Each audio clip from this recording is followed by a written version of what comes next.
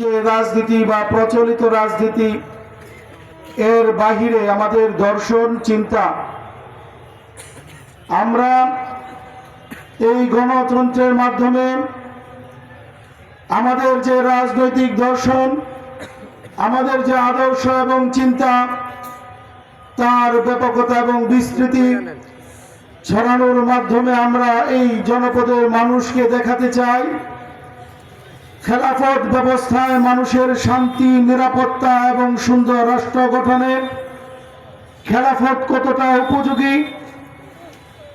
আর যে বস্তা পচা গণতন্ত্রের কুফল, এটা তো আর আমাদের দেখানোর দরকার নাই, এটা 53 বছরে এই দেশের মানুষ দেখেছে। আমরা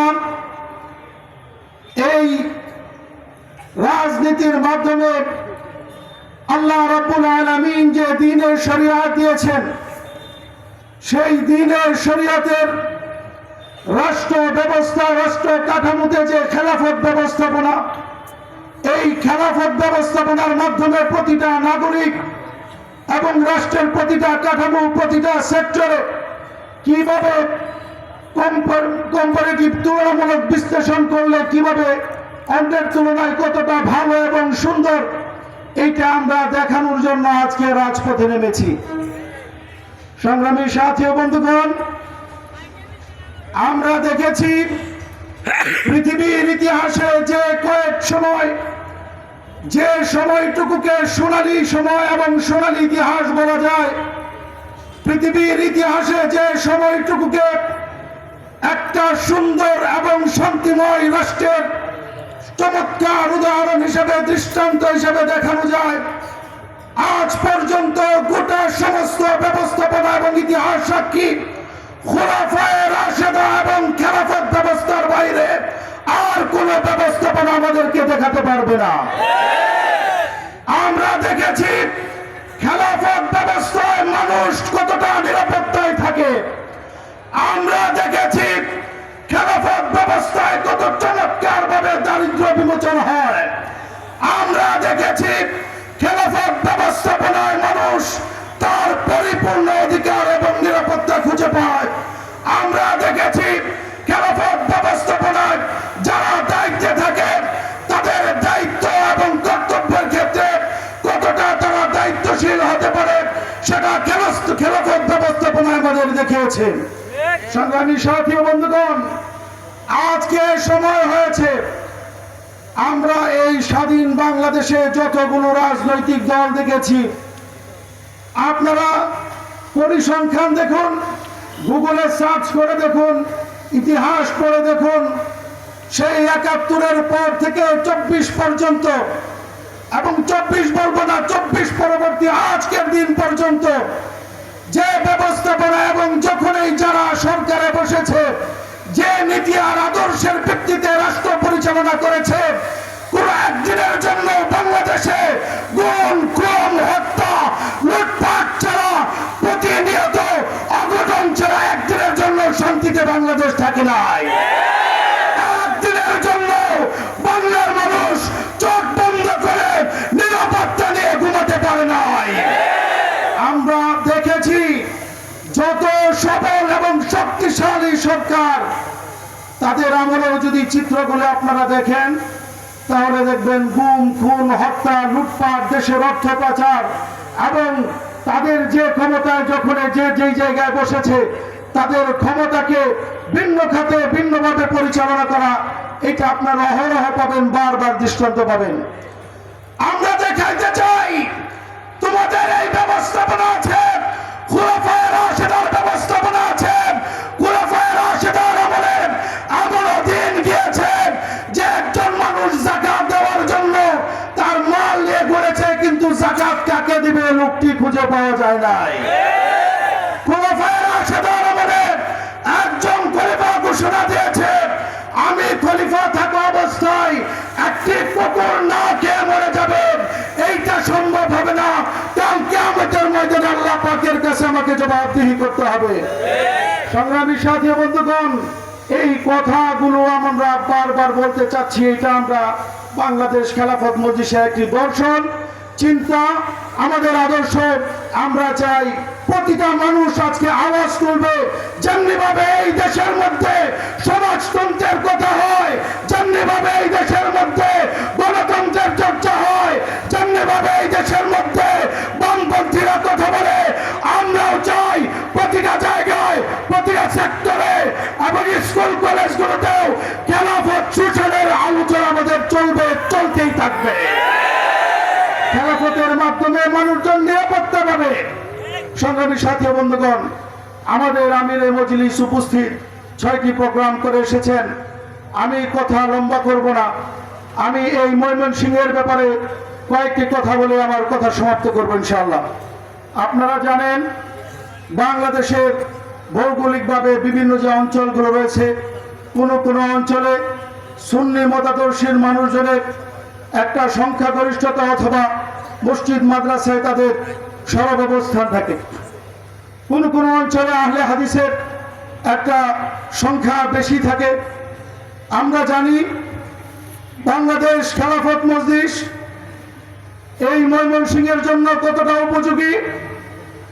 বাংলাদেশ হেফাজতে ইসলাম বাংলাদেশ যখন এই রাজধানীতে কোনো ডাক দেয়, কর্মসূচি দেয়, গোটা বাংলাদেশের সবচাইতে বেশি উপস্থিত হয় এবং তাওহীদি জামাত উপস্থিত হয় এই ময়মনসিংহ অঞ্চল হতে। ওয়াফাকুল মাদারিসিল আরাবিয়ার পরিসংখ্যান সবচাইতে বেশি কওমি মাদ্রাসা হচ্ছে এই ময়মনসিংহে। গোটা বাংলাদেশের তাবলীগ জামাতের সাথী ভাইদের যে সংখ্যা এবং সবচাইতে কাকরালে বড় বড় মার্কাজ, আয়তনের দিক দিয়ে সর্ববৃহৎ বাংলাদেশের মধ্যে, সেটা এই ময়মনসিংহ অঞ্চলে। এবং এই ময়মনসিংহ অঞ্চলের মহানগরীতে 8 থেকে 10টি বড় বড় প্রসিদ্ধ মাদ্রাসা রয়েছে, যা গোটা বাংলাদেশের সুনামধারী মাদ্রাসার এত সংখ্যক ছাত্র সংখ্যা বিভাগীয় শহরে আর দেখা যায় না। সব দিক বিবেচনা করলে এই অঞ্চলটা বাংলাদেশ খেলাফত মজলিসের জন্য সবচেয়ে উপযোগী এবং উর্বর একটা জমি। আমরা দেখেছি আমিরে মজলিসের আগমন যখনই হয়, বড় মসজিদের বড় বাজারের সময় লাখো জনতার যে ঢলটা আসে এবং আল্লামা মাহমুদুল হক সাহেবের নামে এই জনসংখ্যার মানুষজন যেভাবে আবেগ আপ্লুত হয়, এটা বাংলাদেশের অন্য কোথাও দেখা যায় না, ঠিক কিনা? আমি মনে করি যেহেতু এক ধরনের একটা আবহ চলছে, সেই বিবেচনায় এইখানে কওমি উলামায়ে কেরামের প্রতিনিধিত্বের বিকল্প আর কিছু হতে পারে না। এইখানে যেই থাকুক, কওমি উলামায়ে কেরামের বিকল্প ময়মনসিংহে হতে পারে না। আমি প্রতিটা অঞ্চলে গিয়েছি, মহানগরের দায়িত্ব পাওয়ার পরে আমরা প্রতিটা ইউনিয়নের ওয়ার্ডগুলোর কমিটি করেছি, মহানগরের কমিটি করেছি। 1 বছর অতিক্রান্ত হয়নি, তার পূর্বে ইনশাআল্লাহ আমরা বলতে পারি বিভাগীয় যে শহরগুলোর সংগঠন রয়েছে, বাংলাদেশ খেলাফত মজলিস একটি বিশাল দুর্গে পরিণত করেছে ময়মনসিংহকে। সংগ্রামী সাথী বন্ধুগণ, এই মজলিস থেকে যখন কেউ নির্বাচন করবে, ময়মনসিংহে 60,000 সনাতনী হিন্দু ব্যবসায়ী ভাই বোনেরা রয়েছে। আমরা বলতে পারি দ্বিধা নাই, যখন এই যাদেরকে দেখেছে যে কোনো না কোনোভাবে তাদেরকে ব্যবহার করা হয়েছে, ভয়ভীতি দেখানো হয়েছে এবং বিগত সময়ে পূজা মণ্ডপে কোনো না কোনো পূজার মধ্যে আক্রমণ ছিল, কিন্তু এটা এখন যে এই গত 1-1.5 বছরে পূজাগুলো হয়েছে, আমরা কোনো মন্দিরে কিন্তু আক্রমণ শুনি নাই। এর মাঝে প্রতীয়মান হয়েছে মন্দিরে আক্রমণ করে সনাতনী ভাইদেরকে ব্যবহার করা, ওইটা ফ্যাসিস্টের একটা সাজানো নাটক ছিল। কিন্তু এখন তো আমরা দেখি না। আমরা বলতে চাই, এই সংগঠনের কোন নেতা যদি এই অঞ্চলের নেতৃত্ব দেয়, সংসদে আসে, ময়মনসিংহে একদিনের জন্য একটা চুরির ঘটনা ঘটবে না ইনশাআল্লাহ। ময়মনসিংহের প্রতিটা অঞ্চলে কৃষকেরা তার গরুকে ছেড়ে রাখবেন, একদিনের জন্য একটা চোর কোন কৃষকের খামারে হাত দিবে তো দূরের কথা চিন্তা করতে পারবে না ইনশাআল্লাহ। সংগ্রামী সাথী বন্ধুগণ, আমাদের এই জমিটা যেমনি উর্বর, আমরাও চাই এই আসন থেকে নিশ্চিতভাবে বাংলাদেশ খেলাফত মজলিসের একজন সাংসদ যাবেন এবং উচ্চকক্ষে উচ্চকক্ষে বাংলা অবস্থানের জন্য এই বুটগুলো আমাদের জন্য সবচেয়ে বেশি কার্যকর হবে। আমি আমাদের নেতৃবৃন্দ এবং আপনাদের কাছে উদাত্ত আহ্বান জানাই, ইনশাল্লাহ ঘোষণা যদি আসেন ময়মনসিংহের গোটা অঞ্চলগুলোতে রিকশার আওয়াজেই থাকবে, ঠিক কিনা? আমি আগামীতে বাংলাদেশ খেলাফত মজলিসের চিন্তা চেতনা এবং আদর্শকে ধারণ করে খেলাফতের এই মহান আওয়াজ আমরা প্রতিটা সেক্টরে ছড়িয়ে দেওয়ার প্রত্যাশা ব্যক্ত করে আমি আমার বক্তব্য শেষ করছি। নাসরুম মিনাল্লাহ ওয়া ফাতহুন করিব। আসসালামু আলাইকুম ওয়া রাহমাতুল্লাহি ওয়া বারাকাতুহু। সংগ্রামী সাথী বন্ধুগণ, পর্যায়ে আপনাদের সামনে সভাপতির বক্তব্য নিয়ে আসছেন বাংলাদেশ খেলাফত মজলিস ময়মনসিংহ মহানগরীর সংগ্রামী সভাপতি হযরত মাওলানা মুফতি আব্দুল সালাম। السلام عليكم ورحمة الله وبركاته. حامدا ومصليا ومسلما أما بعد. বাংলাদেশ খেলাফত মজলিস কর্তৃক আয়োজিত আজকের এই গণসমাবেশে উপস্থিত বাংলাদেশ খেলাফত মজলিসের মাননীয় আমির আমাদের উস্তাদে মুহতারাম শেখুল হাদিস আল্লামা মামুনুল হক সাহেব দামাত বারাকাতুহু, মঞ্চে উপবিষ্ট আছেন কেন্দ্রীয় নেতৃবৃন্দ, বাংলাদেশ খেলাফত মজলিসের বিভিন্ন অঙ্গ সংগঠনের দায়িত্বশীল বৃন্দ এবং সমমনা ৮ দলের দায়িত্বশীল বৃন্দ। আমি এখন কোনো কথাই আপনাদের ভালো লাগবে না, আমিরে মজলিস উপস্থিত, ওনার বক্তব্য শোনার জন্য, ওনার আলোচনা শোনার জন্য আমরা অধীর আগ্রহে অপেক্ষমান। আজকের এই আয়োজনে যারা শ্রম দিয়েছেন, বিভিন্নভাবে সহযোগিতা করেছেন, আমি সকলকেই মুবারকবাদ জানাচ্ছি। এবং কেন্দ্র থেকে কষ্ট করে আমিরে মজলিস সহ যারা নেতৃবৃন্দ এখানে আগমন করেছেন, ময়মনসিংহবাসীর পিপাসা মেটানোর জন্য আজকে যারা এখানে আগমন করেছেন সকলকে ধন্যবাদ জানিয়ে আমি আমার বক্তব্য শেষ করব। তবে একটি আবদার রাখতে চাই আমি, সেটা হলো ময়মনসিংহের 11টার মতো আসন আছে। কোন আসনে বাংলাদেশ খেলাফত মজলিসের প্রার্থী থাকবে কি থাকবে না ওটা আমরা জানি না। বাকি আমরা আমাদের পক্ষ থেকে, ময়মনসিংহ শহরবাসীর পক্ষ থেকে, সদর আসনের পক্ষ থেকে বাংলাদেশ খেলাফত মজলিসের এই রিকশা মার্কার আসনটা সংসদ সদস্য, বাংলাদেশ খেলাফত মজলিসের এই সদর 4 আসনটা যেন থাকে, এটার একটা আবদার আমরা রাখবো। আপনারা আমার সাথে একমত আছেন তো? ইনশাআল্লাহ আমরা আমিরে মজলিসের দৃষ্টি আকর্ষণ করতে চাই, মৌলানা মুশতাক আহমদ ফারুকী যেভাবে মেহনত করছেন, সমমনা 8 দলের সাথে সে যেভাবে সম্পর্ক বজায় রেখে চলছে, সংগঠনকে গোছানোর কাজে সে যেভাবে মেহনত করে যাচ্ছে, আমরা আশাবাদী বাংলাদেশ খেলাফত মজলিসের পক্ষ থেকে যদি এই আসনটা রাখা হয় তাহলে অবশ্যই বাংলাদেশ খেলাফত মজলিস শক্তিশালী হবে। বাংলাদেশ খেলাফত মজলিসের মনোনীত মার্কা যেটা রিকশা মার্কা জয়যুক্ত হবে ইনশাআল্লাহ। আমি সকলকেই সেই উদাত্ত আহ্বান জানিয়ে সকলের সুস্বাস্থ্য কামনা করে আমি কথা শেষ করছি। আসসালামু আলাইকুম ওয়া রাহমাতুল্লাহ। সংগ্রামী সাথী বন্ধুগণ, সমাবেশের পর্যায়ে প্রধান অতিথির বক্তব্য নিয়ে আসছেন বাংলাদেশ খেলাফত মজলিসের সংগ্রামী আমির, কারা নির্যাতিত মজলুম জননেতা শেখুল হাদিস আল্লামা মামুনুল হক।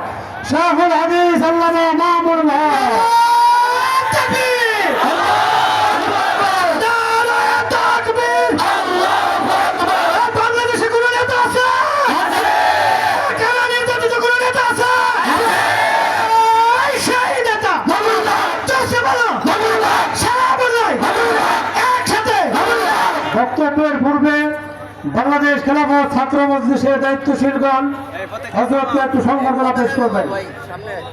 Pataga na mau. Pataga. Ay pataga.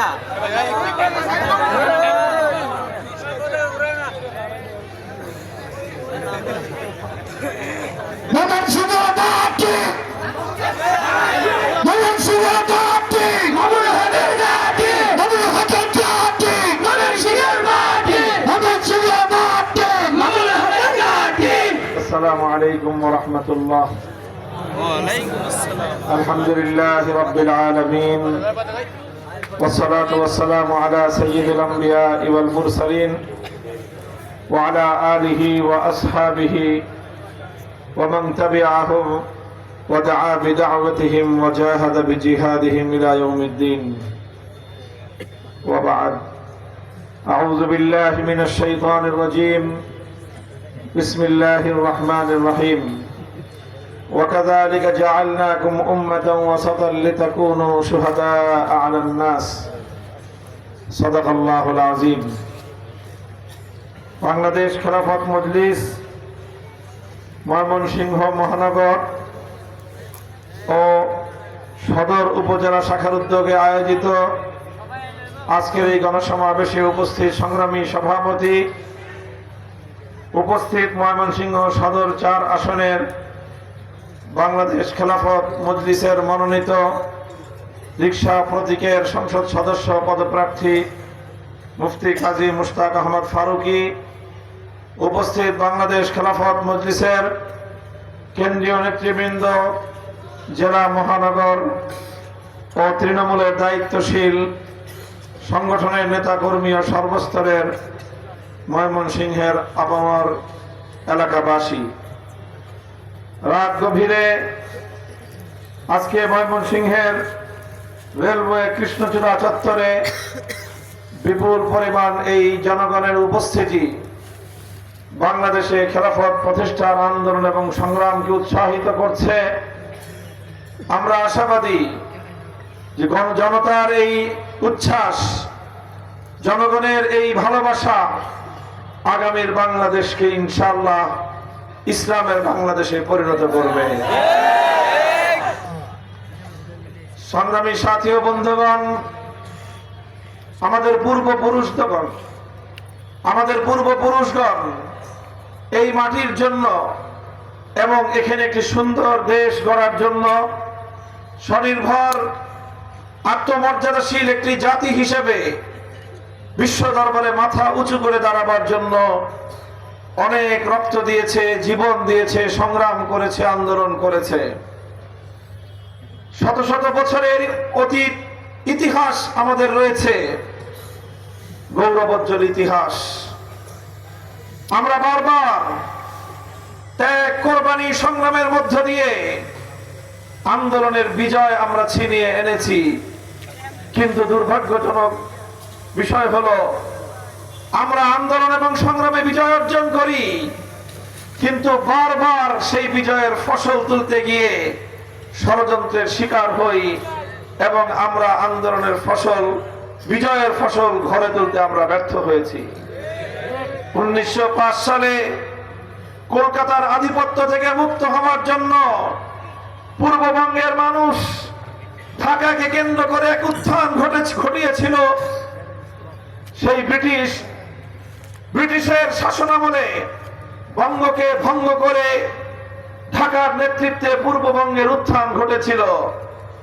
কিন্তু উগ্র সাম্প্রদায়িক গোষ্ঠী সহিংস আন্দোলনের মধ্য দিয়ে বঙ্গভঙ্গকে রদ করে আবার আমাদেরকে কলকাতার দাসত্বের শৃঙ্খলে বন্দী করবার ষড়যন্ত্র করেছিল। 1947 সালে 190 বছরের দীর্ঘ আন্দোলন, আজাদীর সংগ্রামের মধ্য দিয়ে যখন ব্রিটিশের গোলামীর জিঞ্জির ছিন্ন করা হয়, তখন এই জনপদের মানুষ আবার সেই বঙ্গভঙ্গ রদের প্রতিশোধ গ্রহণ করে 47-এর দেশ বিভক্তির সময় দিল্লিকে লাল কার্ড দেখিয়েছে, ভারতকে প্রত্যাখ্যান করে একটি স্বাধীন রাষ্ট্র গড়বার ভিত রচনা করেছিল দেশের মানুষ। পশ্চিম পাকিস্তানের মোহাম্মদ আলী জিন্নাহ সহ খান পাঠানদের প্রতিশ্রুতি, কোরআন সুন্নাহর ভিত্তিতে দেশ পরিচালনা করা হবে, ইসলামী শরিয়ার নিজাম কায়েম করা হবে। এই প্রতিশ্রুতির ভিত্তিতে বাংলার মানুষ পশ্চিম পাকিস্তানিদের সঙ্গে গাঁটছড়া বেঁধে একটি ভিন্ন রাষ্ট্র আমরা গঠন করেছিলাম। একটি স্বাধীন জাতিসত্তার বিকাশ ঘটাবার জন্য আমরা সেদিন ভারতকে প্রত্যাখ্যান করেছিলাম। কিন্তু দুঃখ এবং পরিতাপের বিষয়, যেই কোরআনী শাসন কায়েম করবার ওয়াদা এবং অঙ্গীকার করে পাকিস্তান সৃষ্টি করা হয়েছিল, পশ্চিম পাকিস্তানের শাসক গোষ্ঠী 24 বছর পর্যন্ত আমাদের সঙ্গে ধোঁকাবাজি, প্রতারণা, গাদ্দারি, বিশ্বাসঘাতকতা ছাড়া কিছুই দেয়নি।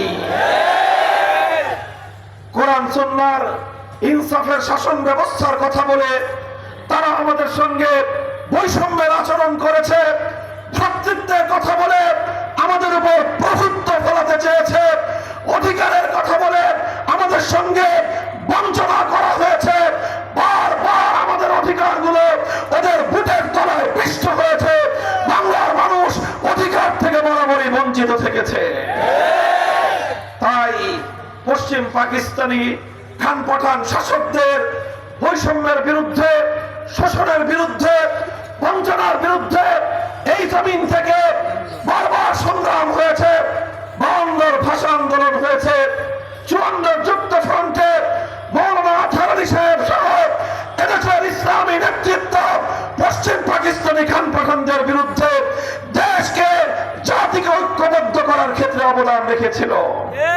66-র 6 দফা আন্দোলন, 69-এর গণ অভ্যুত্থান, 70-এর জাতীয় নির্বাচনের পর 71-এর মহান মুক্তিযুদ্ধের মধ্য দিয়ে সেই পশ্চিম পাকিস্তানি শোষণের জাতাকল থেকে শৃঙ্খল ভেঙে বাংলার মানুষ স্বাধীনতার লাল সূর্যটা ছিনিয়ে এনেছিল। এদেশের মানুষ তখন স্বপ্ন দেখেছিল যে ভিনদেশীরা শাসন করেছে, শাসনের নামে আমরা পেয়েছি শোষণ। ভিনদেশীরা অঙ্গীকার করেছিল, তাদের অঙ্গীকারের পর আমরা পেয়েছি গাদ্দারি।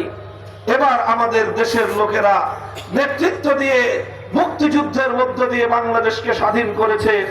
এবার আর এদেশের মানুষ প্রতারিত হবে না, বঞ্চিত হবে না। কিন্তু ভাগ্যের কি নির্মম পরিহাস, আমাদের 71-এর মুক্তিযুদ্ধে যিনি নেতৃত্ব প্রদান করলেন শেখ মুজিবুর রহমান সাহেব, মুক্তিযুদ্ধের পুরো 9 মাস পশ্চিম পাকিস্তানিদের হাতে তিনি বন্দী থাকলেন। বিজয়ের পর তিনি মুক্তি পেলেন। মুক্তি পেয়ে তিনি গেলেন লন্ডন।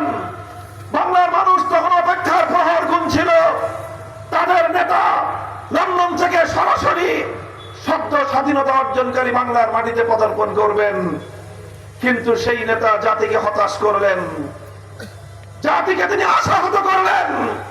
তাকে বহনকারী প্লেন এই স্বাধীন বাংলার মাটিতে ল্যান্ড করেনি, বরং তাকে বহনকারী প্লেন ল্যান্ড করেছিল ভারতের রাজধানী নয়াদিল্লিতে। তিনি বাংলার মানুষের কাছে আসেননি, তিনি সর্বপ্রথম গিয়েছিলেন ভারতের প্রধানমন্ত্রী শ্রীমতী ইন্দিরা গান্ধীকে কুর্নিশ করবার জন্য। তিনি সেখান থেকে ফিরে আসার সময় ভারতীয় প্রধানমন্ত্রী তার মুজিব কোটের পকেটে একটা চিরকুট করে দিলেন, প্রেসক্রিপশন লিখে দিলেন। তিনি সেখান থেকে বাংলাদেশে আসলেন। তারপরে সেই প্রেসক্রিপশনের ভিত্তিতে 72 সালে মুক্তিযুদ্ধের বিনিময়ে অর্জিত 1 সাগর রক্ত দিয়ে কেনা এই স্বাধীন বাংলাদেশে একটি সংবিধান রচনা করলেন। আর সেই সংবিধানে ভারতীয় সংবিধানের মূল নীতিগুলোকে সেখান থেকে কপি করে এনে বাংলাদেশের সংবিধানে পেস্ট করে দিয়ে বাংলাদেশের স্বাধীনতা, হাজারো মায়ের কোল খালি করা রক্তের বিনিময়ে অর্জিত বাংলার নতুন স্বাধীনতাকে ভারত মাতার চরম তলে তিনি বলে দিয়ে দিলেন। এইভাবে 72-এ এক নতুন গাদ্দারি আর বিশ্বাসঘাতকতার সম্মুখীন হলো বাংলাদেশের মানুষ। আগের বারের গাদ্দারি করেছিল ভিনদেশীরা, 72 সালের গাদ্দারি করেছিল স্বজাতীয় গাদ্দাররা। 72-এর সংবিধানের মধ্য দিয়ে এদেশের মানুষের হাজার বছরের ইচ্ছা, অভিপ্রায়, স্বপ্ন এবং মানব আকাঙ্ক্ষাকে গলা টিপে হত্যা করা হয়েছে। সবচেয়ে বড় কথা হলো এই ৭১-এর মহান মুক্তিযুদ্ধের চেতনাকে ধ্বংস করে ৭২-এ বাকশালী একদলীয় ভেজাল চেতনা বাংলার মানুষের উপর চাপিয়ে দেওয়া হয়েছে।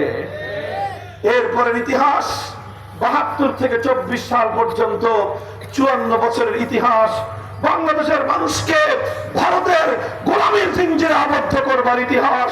৫৪ বছরের ইতিহাস বাংলার মানুষের দুঃখ ভরা অধিকার হারা ইতিহাস। ৫৪ বছরের ইতিহাস বাংলার মানুষের সাথে প্রবঞ্চনার ইতিহাস।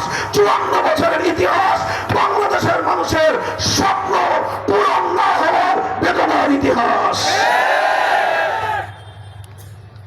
এই ৫৪ বছর যারা যখন এই মাটিতে ইসলামের কথা বলেছে, কোরআন সুন্নাহর শাসনের কথা নিয়ে রাজপথে নেমেছে, ইসলামের অধিকারের কথা বলেছে, মানুষের অধিকারের কথা বলেছে, ন্যায় এবং ইনসাফের কথা বলার চেষ্টা করেছে, তখনই তাদেরকে কখনো দেশ বিরোধী, কখনো স্বাধীনতা বিরোধী, কখনো রাজাকার, কখনো জঙ্গিবাদী, কখনো মৌলবাদীর ট্যাগ দিয়ে তাদেরকে দমিয়ে দেওয়ার চেষ্টা করা হয়েছে।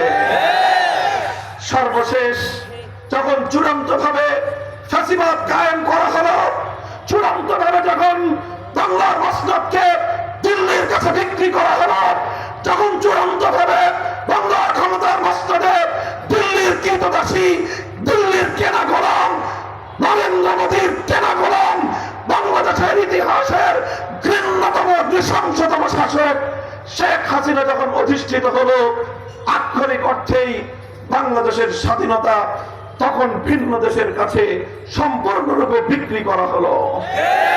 এই সময়টায় দেশপ্রেমিক এবং যারা বাংলাদেশের স্বাধীনতার অতন্ত্র প্রহরী হিসেবে ভূমিকা পালন করেছে, একে একে তাদের উপর খড়গ নেমে এসেছে।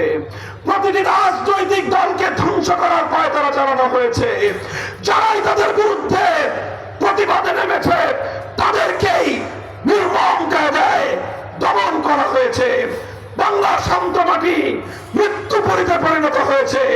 ঘরে ঘরে মায়ের কোল থেকে সন্তানদেরকে কেড়ে নিয়ে গুম করা হয়েছে। গোটা বাংলাদেশকে একটি শ্মশানে পরিণত করা হয়েছে। এর বিরুদ্ধে যখন কেউ কোনো কথা বলবার সাহস পায়নি, 13 সালের 5ই মে এদেশের আলেম সমাজ, ইসলাম প্রিয় জনতা, নবী প্রেমিক তাওহীদি জনতা ফ্যাসিবাদের বিরুদ্ধে, স্বৈরতন্ত্রের বিরুদ্ধে, দেশ এবং স্বাধীনতা বিকিয়ে দেওয়ার ষড়যন্ত্রের বিরুদ্ধে শাপলা চত্বরে জড়ো হলো। আর সেই শাপলা চত্বরের নবী প্রেমিক, দেশ প্রেমিক জনতার বুকের উপর নির্বিচারে পাখির মতো গুলি ছুড়ে হত্যাকাণ্ড, গণহত্যা পরিচালিত করা হলো। রক্ত দিয়ে হোলি খেলা খেলা হলো। এরপরে জাতীয় সংসদ দাঁড়িয়ে চরম মিথ্যাচার করে শহীদের রক্তের সাথে চরম উপহাস করে বলা হলো শাপলা চত্বরের শহীদরা নাকি বুকে রং মেখে শুয়েছিল। সংগ্রামী সাথী ও বন্ধুগণ, এই সকল নির্মমতার শিকার হয়েছি আমরা। সব কিছুর পরে আসলো 2024 সাল। 2024 সালের জুলাইতে এদেশের ছাত্র জনতা, আমার দামার সন্তানেরা দেশকে নতুন করে গড়ার একটি স্বপ্ন নিয়ে, একটি সংগ্রাম নিয়ে তারা মাঠে নামলো, দাবি উত্থাপন করলো। কোটার ভিত্তিতে দলীয় নেতা কর্মীদের মাধ্যমে গোটা দেশটাকে একদলীয় কায়দায় পরিচালনা করবার এই বাকশালী সিস্টেমের বিরুদ্ধে কোটা নয়, মেধার ভিত্তিতে দেশ গড়বার আন্দোলন গড়ে উঠলো। এদেশের ছাত্র জনতা অত্যন্ত যৌক্তিক দাবি নিয়ে মাঠে নামলো। তারা বলল, কোটা নয়, মেধা চাই, মেধার ভিত্তিতে বাংলাদেশকে গড়ে তুলতে চাই। যারা মেধার দাবিতে রাজপথে নামলো তাদেরকে পাখির মতো গুলি করে হত্যা করা হলো। একজনকে হত্যা করলে 100 জন নামলো। 100 জনকে হত্যা করার পরে লক্ষ জনতার বাপ ভাঙ্গা চলার বাংলার প্রতিটি রাজপথকে দখল করে নিল।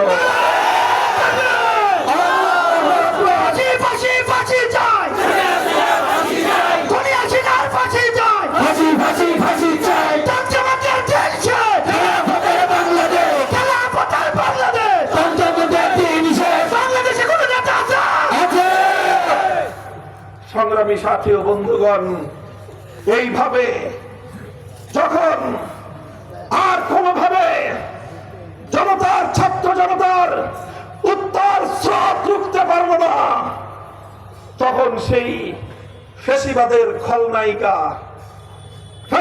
খলনায়িকা, ইতিহাসের ঘৃণ্য শাসক, বর্বর নৃশংস শাসক শেখ হাসিনা বাংলাদেশের 4 কোটি ছাত্র জনতাকে রাজাকারের বাচ্চা বলে গালি দিল, রাজাকারের নাতিপুতি বলে তাদেরকে চরম কটাক্ষ করলো। বাংলার প্রতিটি শিক্ষাঙ্গন, স্কুল, কলেজ, আলিয়া মাদ্রাসা, কওমি মাদ্রাসা, পাবলিক, প্রাইভেট বিশ্ববিদ্যালয়, সকল ছাত্র জনতা বিভেদের সকল দেয়ালগুলো ভেঙ্গে গুড়িয়ে দিয়ে হাতে হাত রেখে তারা রাজপথে নেমে আসলো। তারা বলল, দেশের কথা বললে যদি রাজাকার হতে হয়, দেশের ভবিষ্যতের উন্নতি চাইলে যদি রাজাকার হতে হয়, দেশের উপর দিল্লির খবরদারির বিরুদ্ধে স্লোগান তুললে যদি রাজাকার হতে হয়, দেশকে ভালোবাসলে যদি রাজাকার হতে হয়, প্রতিটি শিক্ষাঙ্গন থেকে তাদের নিস্তব্ধতাকে ভেঙে আওয়াজ উঠলো, আমি কে তুমি কে। গোটা বাংলাদেশ প্রকম্পিত হলো।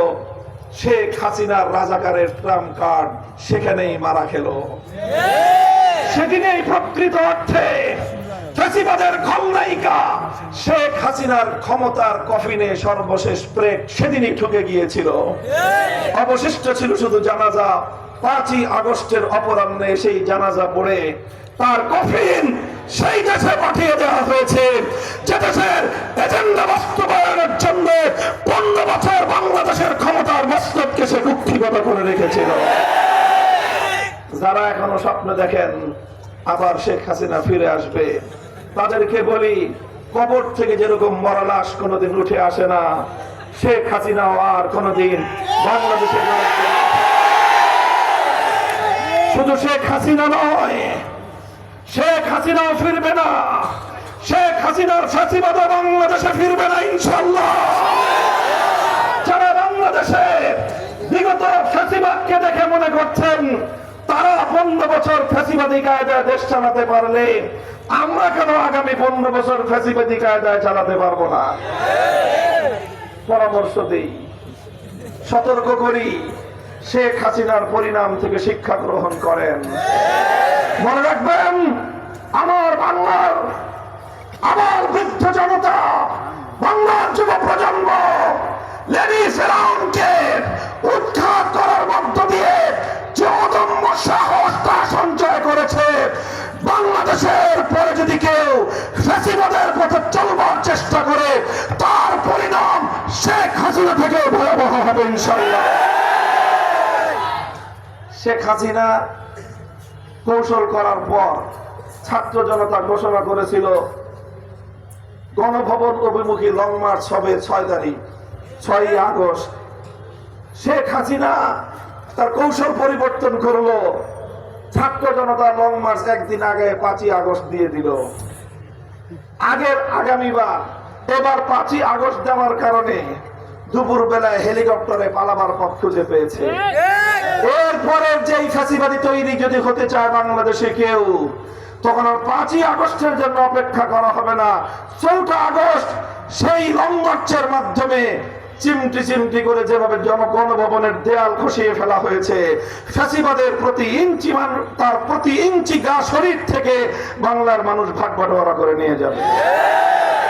কাজেই সকল বন্ধু বান্ধবদেরকে, আমাদের আপনজনদেরকে, রাজনৈতিক মিত্রদেরকে সবাইকে হুঁশিয়ার করি, বাংলাদেশের মাটিতে ফ্যাসিবাদী শাস্তে যায় না। বাংলার মানুষ কিন্তু একবার যদি ক্ষিপ্ত হয়ে উঠে খুব খতরনাক হয়ে যায়, খুব খতরনাক হয়ে যায়। কাজেই ক্ষমতায় আসার স্বপ্ন যে কেউ দেখতে পারেন, খবরদার ফ্যাসিবাদী হওয়ার চিন্তাও কেউ করবেন না, স্বপ্নেও দেখবেন না। খবরদার, এই স্বপ্ন দোষ যদি কারো হয়,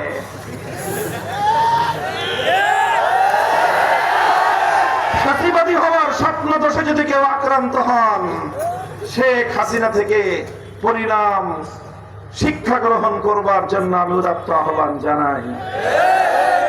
আমি আরেকটা কথা বলতে চাই, অনেকেই আমাদেরকে মনে করেছিল আমরা হয়তো বড় বড় রাজনৈতিক দলগুলোর সাথে নির্বাচনী সমঝোতার মাধ্যমে নির্বাচনে অংশগ্রহণ করে আমরা হয়তো সংসদের সদস্য পদ নিশ্চিত করব অথবা রাষ্ট্রীয় কোনো গুরুত্বপূর্ণ দায়িত্ব প্রাপ্তি নিশ্চিত করব। আমরা সেই পথে না হাঁটায় অনেকেই মর্মাহত হয়েছেন, অনেকে আফসোস করছেন, অনেকে বিস্মিত হয়েছেন। কিন্তু কেন আমরা নিশ্চিত সেই প্রাপ্তির পথ পরিহার করে আমরা কেন দেশের সাধারণ জনতার কাতারে নেমে আসলাম? আমি সেই রহস্য আজ এই ময়মনসিংহের মাটিতে দাঁড়িয়ে ইসলামের দুর্ভেদ্য ঘাঁটি আমাদের পূর্বসূরীদের এই মাটিতে দাঁড়িয়ে আমি সেই রহস্য উন্মোচন করছি। সেটা হলো এই, আমাদেরকে অনেকে অফার করেছিল তোমরা লভ্যাংশ নিয়ে যাও, মালিকানা দাবি করো না। আমরা বলেছি লভ্যাংশ নয়, আমরা বাংলাদেশের মানুষের পক্ষ থেকে রাষ্ট্রের মালিকানা চাই। তারা আমাদেরকে লভ্যাংশ দিতে চায়, 10% না 20% নেন, 25% নেন। আমরা বলেছি আমরা 25% লভ্যাংশ চাই না, 10% মালিকানা চাই। কথাটা আমাদের পরিষ্কার। বিগত 14 মাস পর্যন্ত জুলাই বিপ্লবের পরে বাংলাদেশে যে সংস্কার কার্যকলাপ পরিচালিত হয়েছে, এই সংস্কারের মধ্যে দেশ, জাতি এবং জনগণের যে ইচ্ছা এবং অভিপ্রায় ছিল এবং ফ্যাসিবাদকে চিরতরে রুখে দেওয়ার যেই সকল প্রস্তাবনাগুলো ছিল, সেই সকল প্রস্তাবনাগুলোর ক্ষেত্রে বড় রাজনৈতিক দলগুলো এককভাবে সিদ্ধান্ত গ্রহণ করে প্রতিটি মৌলিক প্রস্তাবের বিপক্ষে তারা অবস্থান নিয়েছে। কোন একটি প্রস্তাবের ক্ষেত্রে অন্যান্য রাজনৈতিক দলের মতামতের বিন্দু মাত্র কোনো তোয়াক্কা করে নাই। তারা কারোর সাথে জোট করবে না বলে শুরুতেই সিদ্ধান্ত নিয়েছে। জোট করবে না মানে হলো কাউরে শেয়ার দিবে না, শুধুমাত্র ভিক্ষা দিতে চায়। আমরা বললাম আমরা বাংলাদেশে আগামী দিনে ভিক্ষা প্রাপ্তির রাজনীতি করবো না, অংশীদারিত্ব মালিকানা প্রাপ্তির রাজনীতি করবো।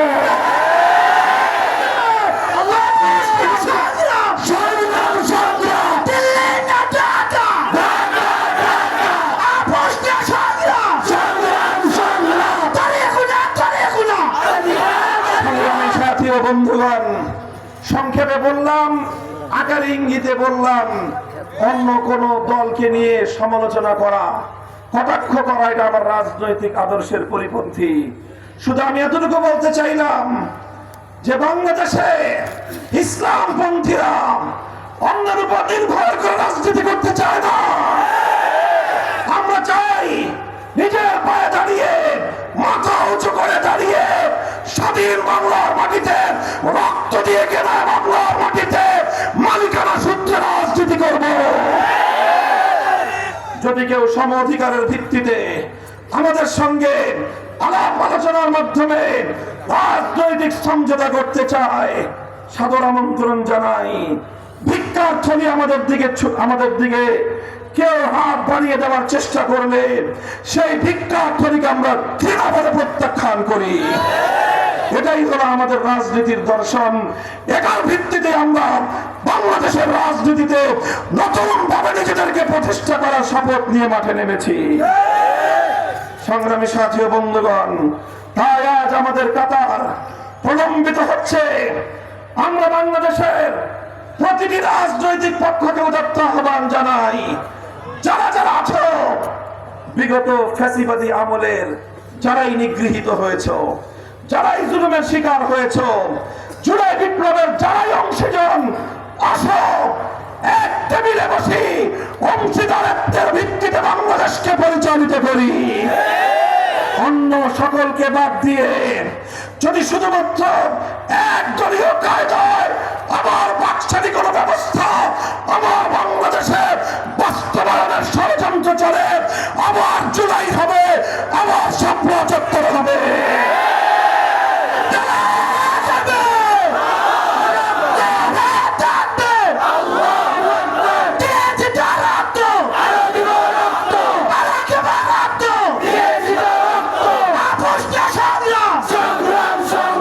সংগ্রামী সাথী ও বন্ধুগণ, আমি আপনাদেরকে আমার বক্তব্যের শেষ পর্যায়ে এসে আহ্বান জানাতে চাই।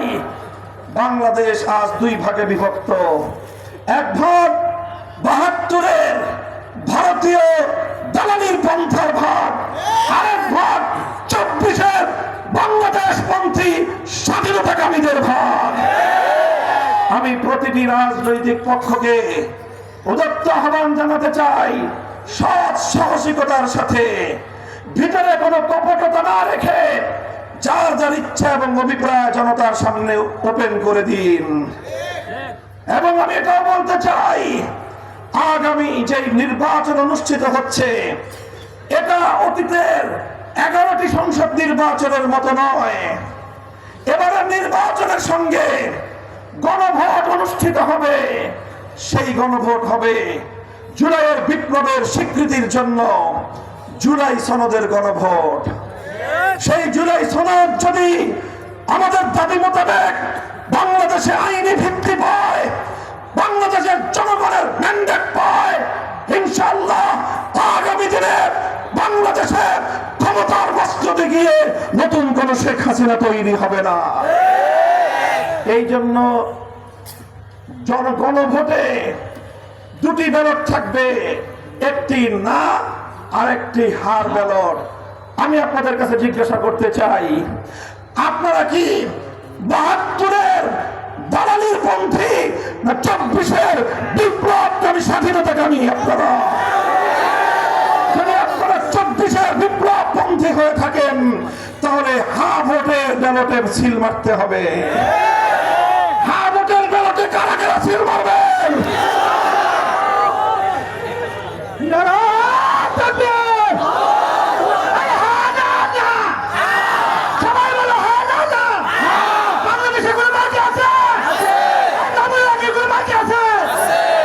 সংগ্রামী সাথী ও বন্ধুগণ, যদি কেউ না ভোটের পক্ষে ক্যাম্পেইন করতে আসে, বুঝে নেবেন সে হলো ফ্যাসিবাদের দোসর, সে হলো বাংলাদেশ বিরোধী ভিন দেশের দালাল। রাজনৈতিকভাবে তাকে মোকাবেলা করতে হবে। বাংলাদেশে শেখ হাসিনা আসবে না, শেখ হাসিনার কোন প্রেতাত্মা বাংলাদেশের রাজনীতিতে আসতে পারবে না। ইনশাআল্লাহ আগামী নির্বাচনে হা ব্যালট জয়যুক্ত হয়ে আগামীর বাংলাদেশ জুলাই সনদের ভিত্তিতে পরিচালিত হবে। জুলাই সনদ বাস্তবায়িত হলে ৪৭-এর দেশ বিভক্তির আঙ্গিকে আগামীর বাংলাদেশ চলবে। জুলাই সনদ বাস্তবায়িত হলে ২০১৩ সালের শাপলা চত্বরে আমার ভাইয়ের রক্তের প্রতিদান বাংলার মাটিকে পরিশোধ করতে হবে। তাই আমরা জুলাই সনদকে আইনি ভিত্তি কার্যকর করার জন্য হা ভোটের পক্ষে। আমরা আপনারা প্রতিটি মানুষের কাছে কাছে, প্রতিটি ঘরে ঘরে হা বাক্সে ভোট দেওয়ার এই পয়গাম আমাদের পক্ষ থেকে পৌঁছে দেবেন ইনশাআল্লাহ। সেই সঙ্গে সংগ্রামী সাথী ও বন্ধুগণ, অতীতে ক্ষমতার পালাবদল হয়েছে অনেক। ক্ষমতার পালাবদল হলে বড় বড় শিল্পপতিদের ভাগ্যের পরিবর্তন হয়। অতীতে আমরা দেখেছি ক্ষমতার পালাবদল হলে রাজনৈতিক নেতাদের ভাগ্যের পরিবর্তন হয়। মেহনতি মানুষ, শ্রমিক, কৃষক, শ্রমিক জনতা, দারিদ্র সীমার নিচে বসবাসকারী মানুষের ভাগ্যের কোনো উন্নয়ন হয় না। শুধু একটা শুভঙ্করের ফাঁকের হিসাব দেখানো হয়, একটা হিসাব দেখানো হয়।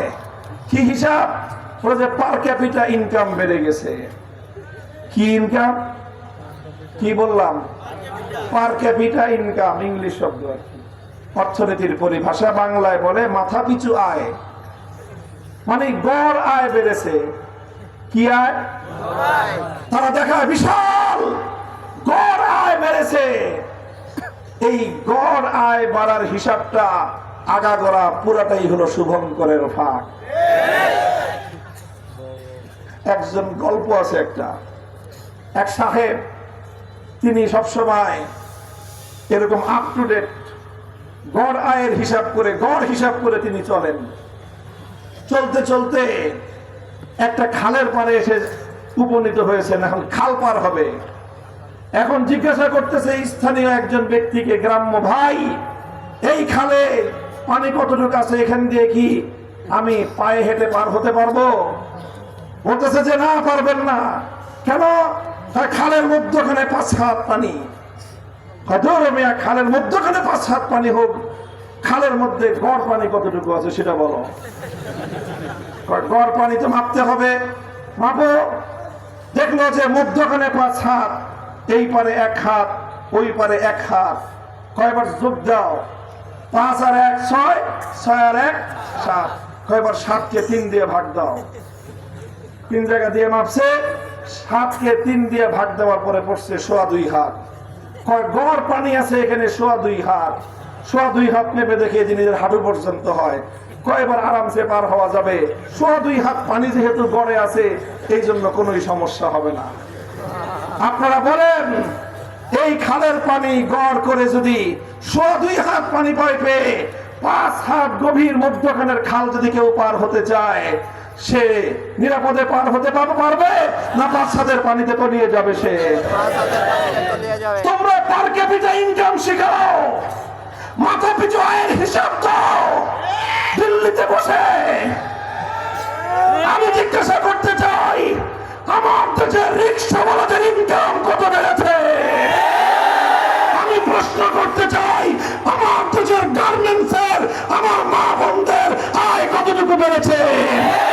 আমি প্রশ্ন করতে চাই, মিল, ফ্যাক্টরি, কল কারখানায় চাকরি করা আমার শ্রমিকদের ইনকাম কতটা বেড়েছে? আমি প্রশ্ন করতে চাই, মাথার ঘাম পায়ে ফেলে কষ্ট করে যারা নিজেদের জমিতে ফসল ফলায়, আমার সেই কৃষকের আয় কতটুকু বেড়েছে? তারা বলে যে না, এইভাবে হিসাব করা যাবে না, গড় হিসাব করতে হবে। কৃষকের বেড়েছে 1 টাকা, শ্রমিকের বেড়েছে 1 টাকা, দুর্নীতিবাজের বেড়েছে 5 টাকা, গড় হলো 2.25 টাকা।